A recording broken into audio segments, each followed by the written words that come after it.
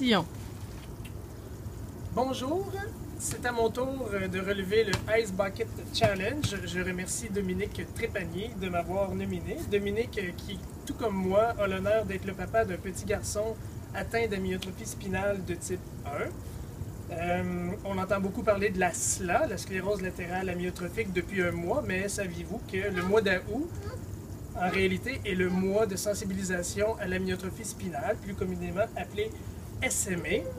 Alors, je vais relever le défi, mais d'une autre façon, parce que c'est Liam. Hein? Je vous présente Liam, oui, qui va avoir 2 ans.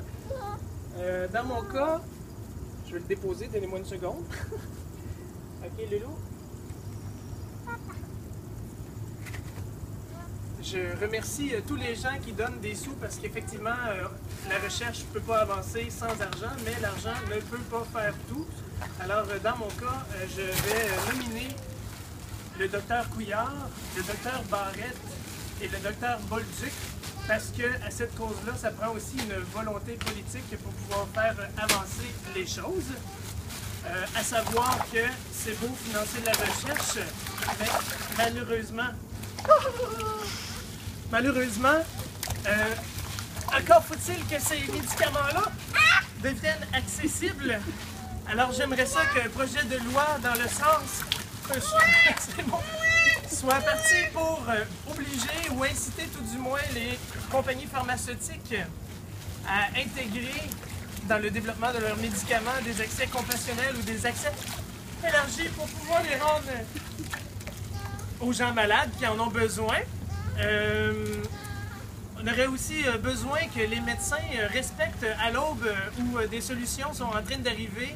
Il y a un protocole de prise à charge dans le cas de la myotrophie spinale qui permet à ces enfants... Ah, c'est comme... qui permet aux enfants de survivre. Les soins palliatifs, c'est pas adapté, c'est pas... je recommence. C'est pas adapté. Okay. Les soins palliatifs, c'est pas adapté pour la survie des enfants atteints de type 1. Alors, je demanderais à ce que les ministres encouragent leurs médecins à respecter le droit des parents à vouloir en découdre avec la maladie et offrir le protocole de prise à charge dans l'ensemble des hôpitaux du Québec, ce qui n'est pas le cas malheureusement pour l'instant. C'est signer l'arrêt de mort de ces enfants-là. Et de soutenir les familles. Et j'en oublie. Alors moi, je soutiens la famille défaussée. Moi aussi. J'approuve que c'est une volonté politique, alors j'interpelle tous les partis politiques provinciaux et fédéraux à préparer des projets de loi pour améliorer la situation. Alors, je vous invite aussi à donner. Pour donner vos sous, ça c'est encore plus important, on va donner sur un site internet qui s'appelle letliamlive.com.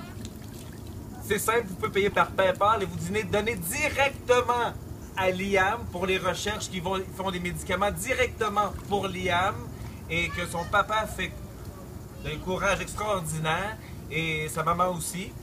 Puis, allez vite donner, suivez, tapez Let Liam Live, vous allez voir, ça va sortir, puis vous allez comprendre toute l'histoire. Merci! Merci! Et on veut de suite! Attention, attention!